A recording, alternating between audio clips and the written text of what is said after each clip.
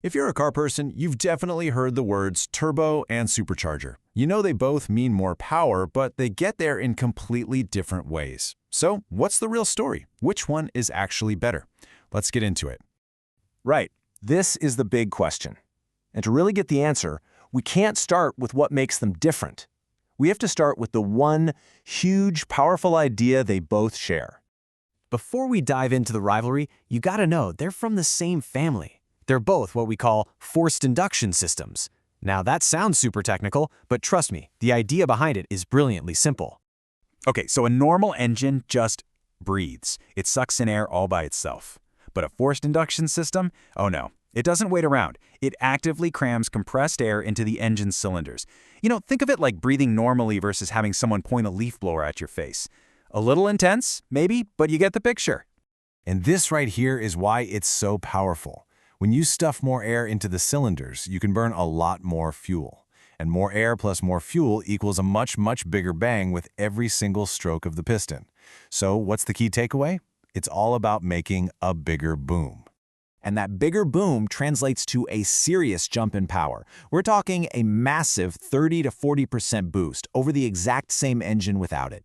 This is the magic trick automakers use to get big V8 performance from a V6 or make a tiny 4-cylinder engine feel way, way bigger than it is. It's a total game changer. Okay, so we know they both want the same thing, to cram more air into the engine. But how they do it? Well, that's where the road splits. The single biggest difference, the one thing that defines everything about them, how they feel, how they sound, all of it, is where they get their energy from. And here it is. This is the core of it all. A turbocharger is a master recycler. It uses the engine's own hot, high-pressure exhaust gas that would otherwise be wasted. A supercharger, on the other hand, is hooked right up to the engine with a belt, drawing power directly. So one uses free energy while the other borrows it. This one difference changes absolutely everything. So let's kick things off with the turbo. Because its power source is essentially free, it's just harnessing waste energy. It has some very specific characteristics that really define what it feels like to drive a turbocharged car. The biggest advantage for the turbo is hands down its efficiency. Since it's running on energy that would just be thrown out the tailpipe anyway, it doesn't really steal power from the engine just to work. That's exactly why you see small turbo engines everywhere today. They give you great gas mileage when you're just cruising, but then bam, you get that huge wave of power when you put your foot down. But here's the infamous downside, turbo lag. Because the turbo needs that exhaust gas to get spinning, there's a delay. You floor it, the engine revs up, more exhaust starts flowing, and then the turbo spools up, and you feel the boost. It's that classic 1, 2, go feeling. A little bit of nothing, followed by a whole lot of everything. Plus, they're pretty complex bits of machinery, which can make them pricier to fix if something goes wrong. All right, time for round 2, the supercharger. As the other side of the coin, its direct mechanical link to the engine gives it a completely different personality. The number one reason drivers absolutely love superchargers? No lag. Zero. None.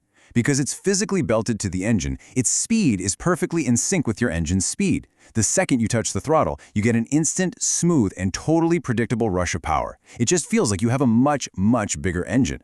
They're also usually simpler, mechanically speaking, which can make them pretty tough. But of course, that instant power comes at a price. Spinning that supercharger takes energy, and it steals that energy directly from the engine. It's something called parasitic loss. You have to use some power just to make more power. It's kind of like when you turn on your car's AC, you can feel it making the engine work just a little bit harder. This makes supercharged engines a bit thirstier and can put a bit more strain on things. So, we've met our two contenders. One is clever and efficient, but makes you wait. The other is instant and brutal, but pretty thirsty. So how does this whole showdown play out in the real world in the cars we see every day? If you look under the hood of almost any new car today, whether it's a small hatchback or a huge truck, you're probably going to find a turbocharger. And the reason is really simple: fuel economy. With all the strict rules about emissions and efficiency, the turbo's ability to make big power from a small engine makes it the clear winner for most car companies. So let's put it all together. Power delivery? The supercharger is instant, while the turbo has that famous lag. Efficiency? The turbo wins, no question, because it uses waste energy. Complexity? The supercharger is usually the simpler machine. So what's it all mean? For your daily commute, a turbo is an amazing blend of economy and on-demand power. But for raw performance, for the racetrack, that instant shove from a supercharger is really hard to beat. And at the end of the day, there is no single better option. It really all comes down to what you, the driver, actually want. Do you like the clever, efficient punch of a modern turbo, or do you crave that old-school instant muscle of a supercharger? It's all about the kind of thrill you're looking for. But looking forward, the lines are starting to get really blurry. Engineers are now using tiny electric motors to spin up turbos instantly, which completely gets rid of lag. We're seeing new hybrid systems that can blend different kinds of boost for different situations.